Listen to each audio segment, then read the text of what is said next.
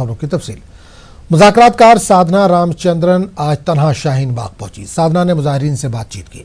ज़राए के मुताबिक मुजाहिरीन ने साधना के सामने 7 शर्तें रखी हैं। मुजाहिरीन का कहना है कि एक साइड का रोड खुलने की सूरत में लोगों की सलामती की गारंटी दी जाए और ये गारंटी सुप्रीम कोर्ट दे। पुलिस पर लोगों को भरोसा नहीं। लोगों का कहना है कि शाहीन बाग के जिन अफराद पर केस दर्ज है इनको वापस लिया जाए। मुजाहिरीन का यह भी मुतालबा है कि शाहीन बाग में एहतजाज के लिए जगह मुख्तस की जाए। मुसालतकारों और शाहीन बाग के मुजाहिरीन के दरमियान गुफ्तगू का अब तक कोई खातिर ख्वाह नतीजा बरामद नहीं हुआ है।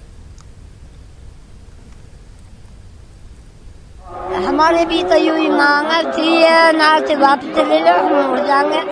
जब हमारी मांग पूरी ना हो जब कैसे उड़ जाएंगे हम। दादी जिस हिसाब से कहा जा रहा है कि रोड पे परेशानी हो रही है, लोगों को रोड नहीं खुल पा रहा है, पुलिस की तरफ से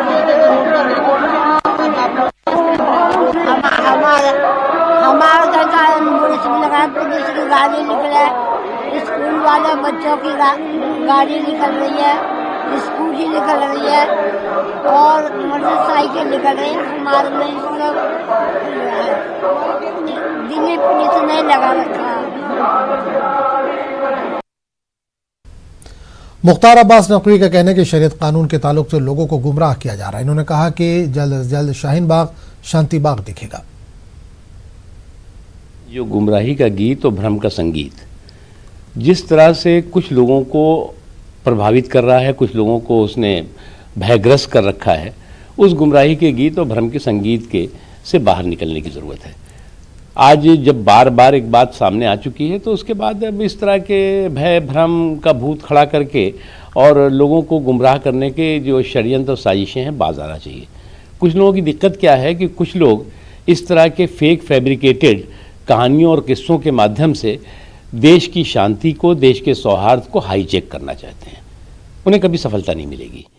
और मुझे अभी भी पूरी उम्मीद है कि जिन लोगों को बहला करके, फुसला करके और बहका करके सीए के मामले में गुमराह किया गया है, वो उनके समझ में आएगा, उनको सद्बुद्धि आएगी और वो जल्द से जल्द शांति का रास्ता चुनेंगे। जल्द से जल्द जो है वो शाहीन बाग शांति बाग दिखाई पड़ेगा। जमीयत उलमा हिंद के मौलाना महमूद मदनी ग्रुप की तरफ से शहरियत कानून एनआरसी एनपीआर के मामले पर मीटिंग जारी है। जमीयत के दफ्तर में जारी इस मीटिंग में खासतौर पर मुस्लिम तंजीमों के अफराद और दीगर शख्सियात भी मौजूद हैं।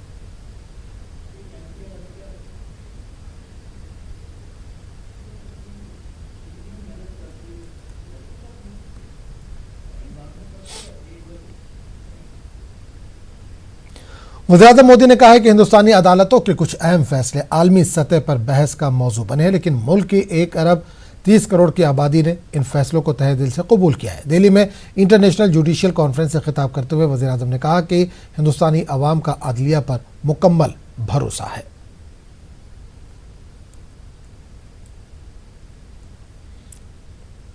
हर भारतीय की न्यायपालिका पर अगाध आस्था है। साथियों, हाल में कुछ ऐसे बड़े फैसले हुए हैं जिनको लेकर पूरी दुनिया में चर्चा थी। फैसले से पहले अनेक तरह की आशंकाएं व्यक्त की जा रही थी, लेकिन हुआ क्या? 130 करोड़ भारतवासियों ने न्यायपालिका द्वारा दिए गए इन फैसलों को पूरी सहमति के साथ स्वीकार किया। हजारों वर्षों से भारत न्याय के प्रति आस्था के इन्हीं मूल्यों को लेकर आगे बढ़ रहा है। अमेरिकी सदर डोनाल्ड ट्रंप 24 फरवरी को हिंदुस्तान के दौरे पर आ रहे हैं। उनके दौरे की तैयारियां आखिरी मराइल में। इस बीच ज़राए के हवाले से खबर है कि सदर ट्रंप नरेंद्र मोदी से मुलाकात के दौरान मजहबी आज़ादी, शहरियत कानून और एनआरसी पर बातचीत कर सकते हैं। अमेरिका का कहना है कि अमेरिका जमहूरी इक़दार और रिवायात और जमहूरी इदारों का एहतराम करता है। ख्याल है कि शहरियत कानून और एनआरसी पर अमेरिका अपनी तशवीश का इजहार कर चुका है।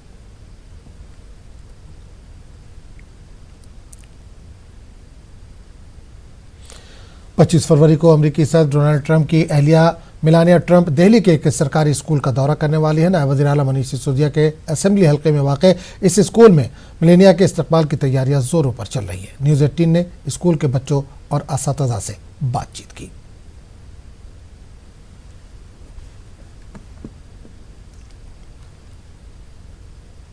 पच्चीस फरवरी को दिल्ली के सरकारी स्कूल में हैप्पीनेस क्लास में बच्चों से मिलने के लिए मेलानिया ट्रंप आ रही हैं और स्कूल में भी तैयारियां शुरू हो गई हैं। अगर आप देखेंगे तो यहाँ पे फूलों की रंगोली भी बनाई गई है। स्कूल को बेहद अच्छी तरीके से डेकोरेट किया गया है। आप देख रहे हैं सामने कि एक प्लांट लगा हुआ है और इसमें कई सारी बातें लिखी है। टीचर्स भी हैं, आप देखेंगे तो यहाँ पर लिखा है बहुत छोटी मगर सच्ची बात, आपका स्वभाव ही भविष्य है। तो जिस तरीके से हैप्पीनेस क्लास के जरिए बच्चों को स्ट्रेस फ्री किया जाता है, खुश रहने के गुर दिए जाते हैं और टीचर्स भी यहाँ पे बेहद खुश नज़र आ रही हैं। तो मुझे लगता है हैप्पीनेस क्लास का सबसे ज़्यादा असर टीचर्स पर ही आ रहा है। तो यहाँ पर सब तैयार हैं। मैम, आप लोग तैयार हैं? ट्रंप की वाइफ आ रही हैं 25 तारीख को। बिल्कुल, हम वेलकम करने के तैयार हैं और बहुत खुश हैं, एक्साइटेड भी हैं। एक्साइटेड भी है मैम? बिल्कुल एक्साइटेड भी हैं और तैयार भी हैं हम तो। प्राउड मोमेंट है? प्राउड मोमेंट है, बिल्कुल।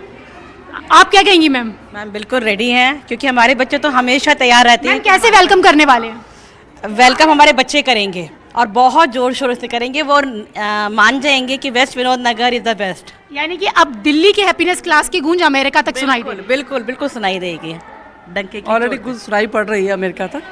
अतिथि देवो भव, बहुत अच्छे से स्वागत करेंगे। तो अतिथि देवो भव, टीचर्स बेहद एक्साइटेड है और उनका कहना है कि दिल्ली में जो सरकारी स्कूलों में हैप्पीनेस क्लास चलाई जा रही है अब उसकी गूंज अमेरिका तक भी सुनाई दे रही है। तो अब इंतज़ार है मेलानिया ट्रंप का। उनके स्वागत के लिए स्कूल के बच्चे और तमाम टीचर्स तैयार हैं और इसके साथ साथ एक्साइटेड भी हैं। कैमरा पर्सन सोनू मंडल के साथ रचना, न्यूज़ 18 दिल्ली। यहाँ पर चलाई जा रही है हैप्पीनेस क्लास। छोटे छोटे बच्चे भी हमारे साथ हैं और इस हैप्पीनेस क्लास में होता क्या है ये हम देखेंगे। और अगर आपको दिखाना चाहें तो बोर्ड पर भी आप देख सकते हैं हैप्पीनेस क्लास के बारे में लिखा हुआ है। क्या क्या एक्टिविटीज़ होती हैं ये भी वहाँ लिखी हैं। माइंडफुलनेस, विद्यार्थियों द्वारा अभिव्यक्ति यानी कि कैसे एक्सप्रेस करना चाहिए, और यहाँ तमाम छोटी छोटी जो चित्र हैं वो बने हुए हैं। इस हैप्पीनेस क्लास में पहुँचने का हमारा मकसद क्या है ये भी हम आपको बता दें कि 25 फरवरी को अमेरिका के राष्ट्रपति की पत्नी मेलानिया ट्रंप दिल्ली के सरकारी स्कूल में पहुंचेंगी और हैप्पीनेस क्लास के बारे में बच्चों से बात करेंगी।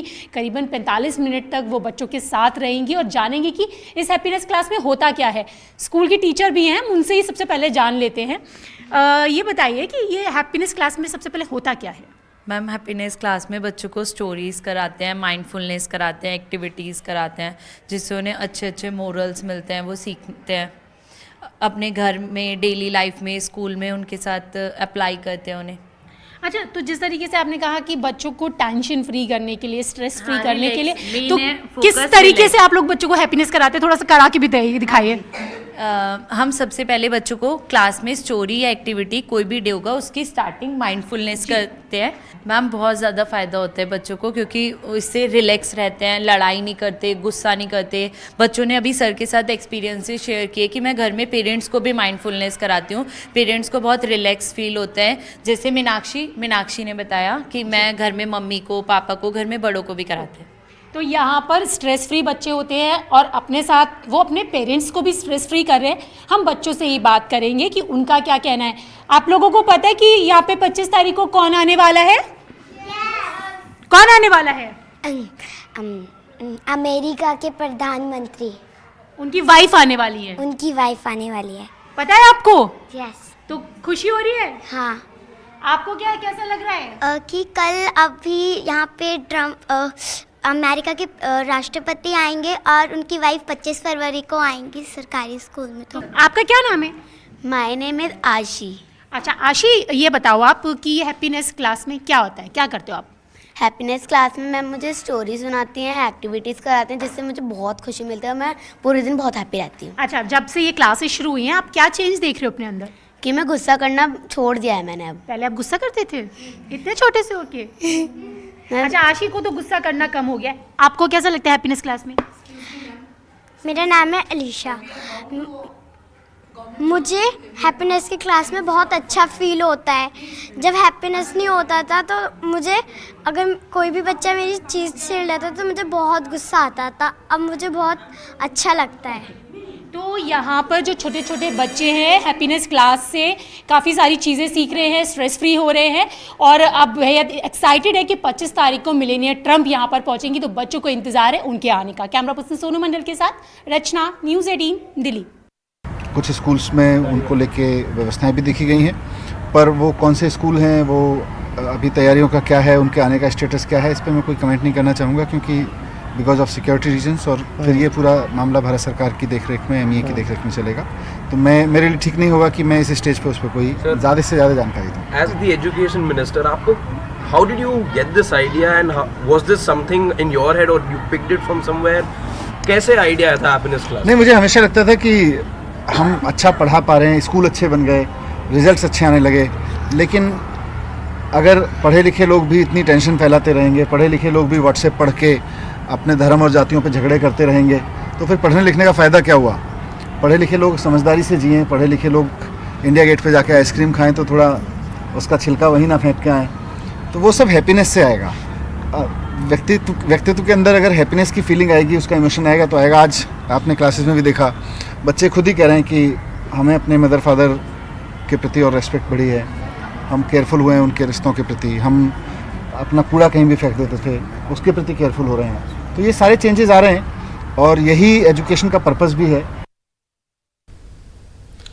ट्रंप के दौरे को लेकर तैयारियां जारी है। ट्रंप 2 रोजा दौरे पर हिंदुस्तान आ रहे हैं। वहीं ट्रंप के दौरे को लेकर कांग्रेस के सीनियर लीडर तारिक अनवर का कहना है कि ट्रंप के दौरे से हिंदुस्तान को कोई फायदा नहीं पहुंचने वाला है।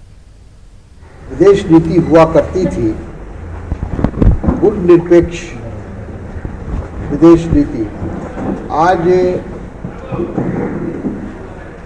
ऐसा लग रहा है कि हम एक गुट विशेष के नज़दीक जा रहे हैं। अमेरिका से हमारी दोस्ती अच्छी बात है हमारे देश के लिए, लेकिन ऐसा नहीं होना चाहिए कि जो दूसरे हमारे मित्र देश रहे हैं उनके कीमत पर, उनके मूल्य पर हम अमेरिका से दोस्ती अपनी बढ़ाएं। हालांकि ट्रंप साहब जो आ रहे हैं तो उन्होंने स्पष्ट किया है कि कोई ऐसा मेजर एग्रीमेंट, कोई सौदा हम लोग नहीं करने जा रहे हैं, बल्कि भारत अमेरिका से सौदा करेगा, मतलब जो आर्म्स है वो खरीदेगा, हेलीकॉप्टर खरीदेगा, दूसरी चीज़ें उनको लाभ मिलने जा रहा है, लेकिन भारत को कोई ऐसा आर्थिक लाभ अभी नहीं मिलेगा। दिल्ली का आईटीसी मौर्या होटल अमेरिकी सदर डोनाल्ड ट्रंप के दौरे हिंदुस्तान को यादगार बनाने में लगा हुआ है। 4500 मुरब्बा फीट पर मुश्तमिल ये होटल सज धज कर तैयार है। मशहूर बुखारा रेस्टोरेंट में ट्रंप के लिए खास पकवानों की भी तैयारियां चल रही। होटल की तैयारियों का जायजा लिया हमारे नुमाइंदे लक्ष्मण ने।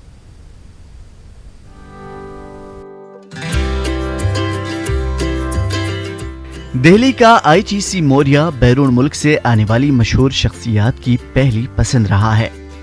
अमेरिकी सदर डोनाल्ड ट्रंप की मेजबानी का जिम्मा भी चाणक्यपुरी के इसी लग्जरी होटल को मिला है। आईटीसी मौर्या ने मेहमान नवाजी की तैयारियां शुरू कर दी हैं। होटल में दाखिल होने पर खूबसूरत रंगोली के साथ ख्वातीन अमेरिकी सदर का इस्तकबाल करेंगी। लॉबी की सजावट का अहम हिस्सा हाथी भी होगा। जैसा कि आपको मालूम है कि हाथी रिपब्लिक पार्टी का रिवायती निशान भी है। इस लॉबी एरिया से ट्रंप 14वीं मंजिल पर बने ग्रैंड प्रेसिडेंशियल फ्लोर पर जाएंगे, जहां आलीशान चाणक्य स्वीट में उनके रहने का बेहतरीन इंतजाम किया गया है। खास बात यह है कि इस चाणक्य स्वीट का प्राइवेट एंट्रेंस है और हाई स्पीड प्राइवेट एलिवेटर भी है। इस लॉबी एरिया से ट्रंप सीधे 14वीं मंजिल पर बने ग्रैंड प्रेसिडेंशियल फ्लोर पर पहुंचेंगे, जहां आलीशान चाणक्य सूट में कयाम का खास इंतजाम किया गया है। इस ग्रैंड प्रेसिडेंशियल फ्लोर पर उनका इंतजार कर रहा है 4800 मुरब्बा फीट पर वाक़ चाणक्य सूट। इसमें 2 बड़े बेडरूम हैं, सूट का अपना रिसेप्शन है, वसीओ अरीज रहायशी कमरा और रेशम पैनल वाली दीवारें हैं। पिकॉक थीम पर 12 सीटर प्राइवेट डाइनिंग रूम है।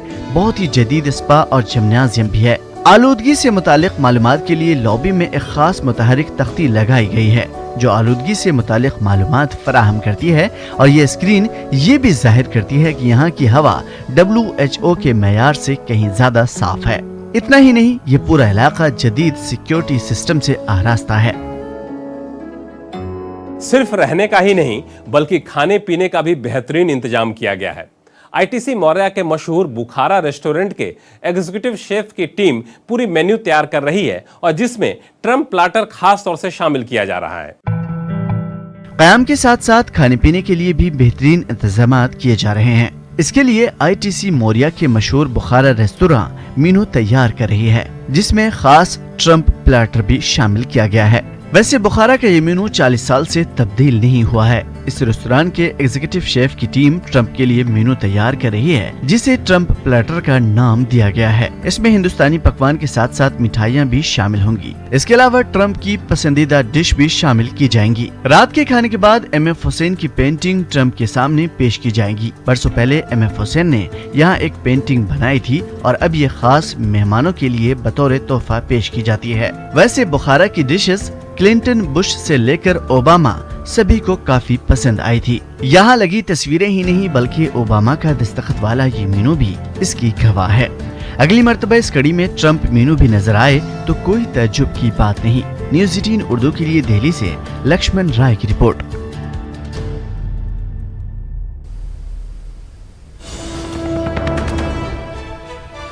तो इस वक्त बड़ी खबर आ रही है मुंबई से। महाराष्ट्र के वज़ीर आला उद्धव ठाकरे जाएंगे अयोध्या। 7 मार्च को उद्धव ठाकरे अयोध्या जाएंगे, रामलला के करेंगे दर्शन। तो इस वक्त बड़ी खबर आ रही है मुंबई से। महाराष्ट्र के वज़ीर आला उद्धव ठाकरे जाएंगे अयोध्या। 7 मार्च को उद्धव ठाकरे अयोध्या का दौरा करेंगे, रामलला के करेंगे दर्शन।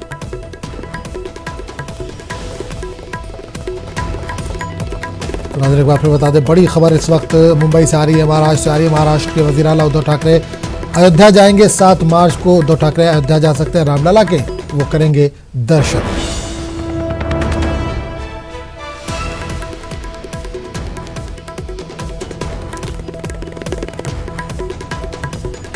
तो नाज़रीन बड़ी खबर इस वक्त आ रही है मुंबई से। महाराष्ट्र के वज़ीर आला उद्धव ठाकरे जाएंगे अयोध्या। अयोध्या में रामलला के वो दर्शन करेंगे। बताया जा रहा है कि 7 मार्च को उद्धव ठाकरे अयोध्या जा सकते हैं, तैयारियां उसकी चल रही हैं। तो मुंबई से इस वक्त बड़ी खबर आ रही है, महाराष्ट्र के वज़ीर आला उद्धव ठाकरे अयोध्या जाएंगे, जहां वो रामलला के दर्शन करेंगे। 7 मार्च को उद्धव ठाकरे अयोध्या जा सकते हैं। और इस पूरे मामले पर बात करने के लिए सीधे रुख करेंगे मुंबई के, जहां हमारे नुमाइंदे अमित राय इस वक्त जुड़े। अमित, उद्धव ठाकरे एक बार फिर अयोध्या के दौरे पर जाने वाले हैं, क्या तैयारियां हैं और क्या शेड्यूल है? देखिए, निश्चित तौर पे अभी जो है संजय राउत ने जो है ये जानकारी दी है कि 7 तारीख को उद्धव ठाकरे सभी शिव सैनिकों के साथ, शिवसेना के जो बड़े सभी नेता हैं, मंत्री हैं, सांसद हैं, उन सभी के साथ जो है वो अयोध्या जो है रवाना होंगे। और 7 तारीख को वो पहले जो है दोपहर को रामलला के दर्शन करेंगे और शाम को जो है सरयू में आरती करेंगे। क्योंकि शिवसेना ने पहले अनाउंस कर दिया था कि सरकार के 100 दिन पूरे होने पर रामलला के दर्शन करने उद्धव ठाकरे जाएंगे। हालांकि पिछली बारी जो है 24 नवंबर को जो है वो जाने वाले थे दर्शन करने, लेकिन उस समय जो है एनसीपी और कांग्रेस से सरकार बनाने को लेकर लगातार कवायद चल रही थी, जिसके मद्देनजर वो कार्यक्रम रद्द किया गया था। तो फिर बाद में ये तय किया गया कि 100 दिन पूरे होने पे जाएंगे। तो 7 तारीख को जो है 100 दिन पूरे होने पे रामलला के दर्शन करने के लिए उद्धव अयोध्या जाएंगे।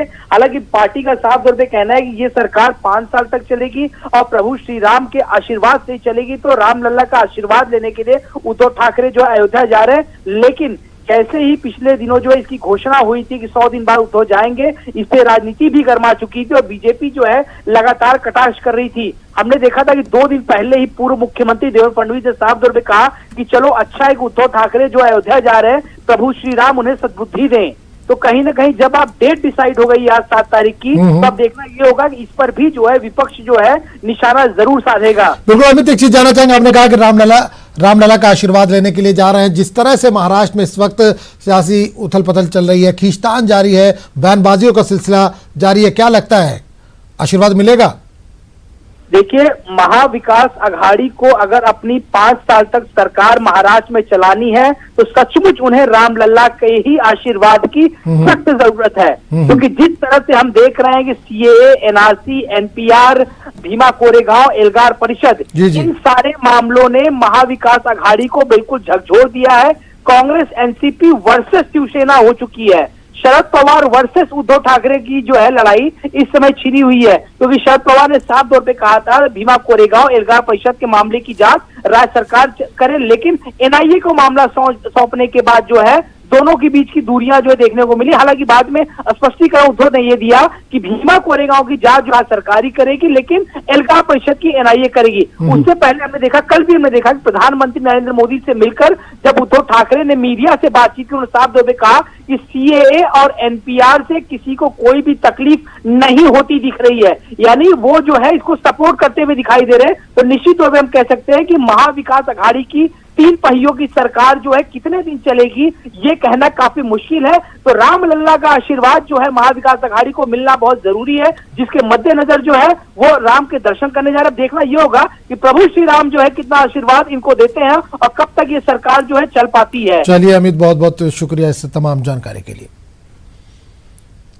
आगे बढ़ेंगे दूसरी खबर की तरफ। शायरी हो या अफसाना, उर्दू जबान ने अदब के हर शोबे में अपनी मिठास का असर छोड़ा है। ये ज़बान किसी ख़ास फ़िरक़े और तबके तक महदूद होकर नहीं रही। मौजूदा दौर में हमारे मुल्क में गरचे उर्दू ज़बान में आला तालीम का फुक़दान रहा, लेकिन मगरबी मुल्कों में ये ज़बान फल फूल रही है। दुनिया भर में उर्दू की नई बस्तियाँ कायम हो रही हैं। अमेरिका, बरतानिया, जापान, ईरान, मॉरिशस व बांग्लादेश में इस ज़बान के पढ़ने वालों की तादाद में लगातार इजाफा हो रहा है।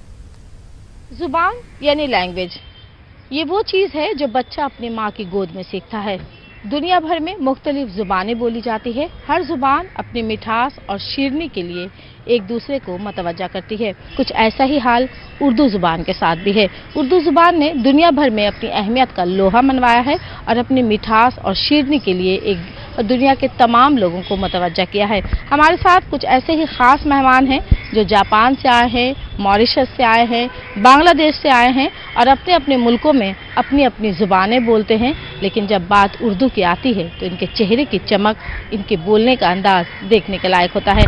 हम सबसे पहले अपने ख़ास मेहमान जो जापान से आए हैं उनसे बात करते हैं। प्रोफेसर काथा ओको, जो जापान में उर्दू ज़ुबान पर बहुत कुछ कर रहे हैं, बहुत सारी उन्होंने तर्जुमे किए हैं और आज जापान की 3 यूनिवर्सिटियों में उर्दू ज़ुबान पढ़ाई जाती है, उर्दू की तालीम दी जाती है, जहां प्रोफेसर काथा ओको क्लास भी लेते हैं। हम आपसे बात करेंगे, आपने उर्दू सीखी तो उसकी वजह क्या थी और जब आप सीखें तो आपको कैसा लगा और फिर क्यों आपने उर्दू का दायरा वसी किया जापान में अपने तौर पर, जो अभी भी आप कोशिश कर रहे हैं?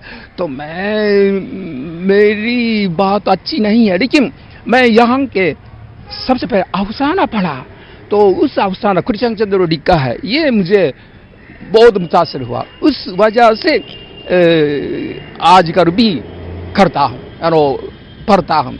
और उसके बाद कृष्ण चंद्र, मंतो, गारिब, फाइज, इकबाल ऐसा ऐसा करता हूँ। तो आजकल ज़्यादा इकबाल करता हूँ।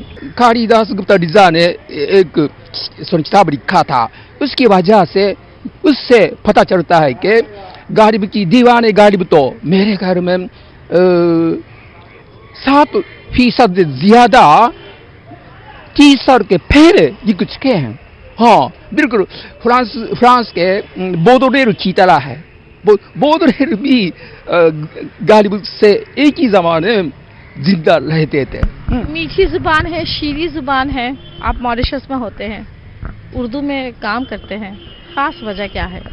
आपने कहा कि मीठी ज़बान शीरी ज़बान है।